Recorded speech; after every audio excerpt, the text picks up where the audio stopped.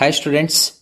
Usually, normal human female have the 2X chromosomes and normal human male have 1X and 1Y chromosome. And I have discussed same in my previous video. Now, do you think the number of active X chromosomes in males and females are equal? Yes, they are. But how is it possible? Since the males have only one X chromosome and females have the two X chromosomes. Well, in this video, I'm going to talk about that.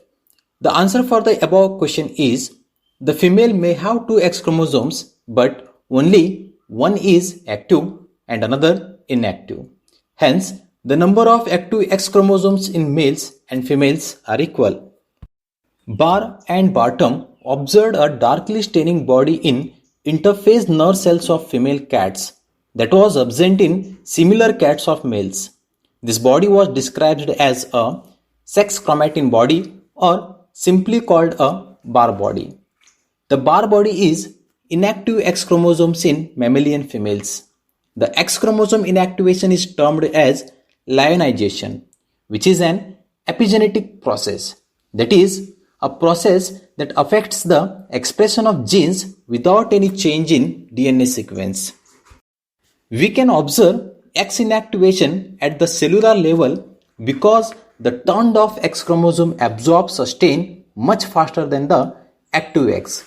This differential staining occurs because inactivated DNA has chemical methyl groups that prevent it from being transcribed into RNA and also enable it to absorb stain. We know that normal female has two X chromosome, out of which one X chromosome received from father, means from paternal through the sperm, and another one X chromosome from the mother, means from the maternal through an egg. Now, you would be thinking, out of two X chromosomes in females, which one will be active? Let's see in detail. Both the X chromosomes in females are functional in the very early female mammalian embryo. Once cytodifferentiation starts in the embryonic tissues of the embryo, however, X chromosome inactivation occurs. And this inactivation of one X chromosome is a random process in placental mammals, including the human female. This means any one of the two X chromosomes get inactivated. This process is known as Lyon hypothesis. But remember, in marsupials, it's not random process. Always the paternally derived X chromosomes gets inactivated in females. Now the question is, how much Barr bodies are present? In humans, the number of Barr body follows an n-1 rule, where n is the total number of X chromosomes. For example, in normal female, which is represented as 46, XX, means 44 somatic chromosomes and 2 sex chromosomes. Here, she has 2 X chromosome, that is, value of n is 2.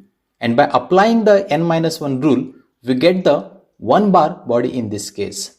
Similarly, in Klinefelter syndrome, which is represented as 47, XXY has 2 X chromosomes, means here the value of n is 2. And by applying the n-1 rule, we get 1 Barr body in this case as well. Similarly, in Turner syndrome, 45, X, where it has only one X chromosome, therefore here the number of Barr body is 0. Similarly, in XXX syndrome, 47, XXX, where it has 3 X chromosomes, therefore here the number of Barr bodies are 2. And males who have 1 X and 1 Y chromosome has 0 Barr body. Mammalian X chromosome inactivation is initiated from the X inactivation center, in short XIC, which is located on the long arm of the X chromosomes, that is XQ13. The X inactivation center contains 12 genes, out of which only 2 plays an active role in the inactivation process, that is XIST and TSIX genes. Students, I hope this video is helpful for you. If you like my video, please do like and subscribe to my channel. Thank you for watching.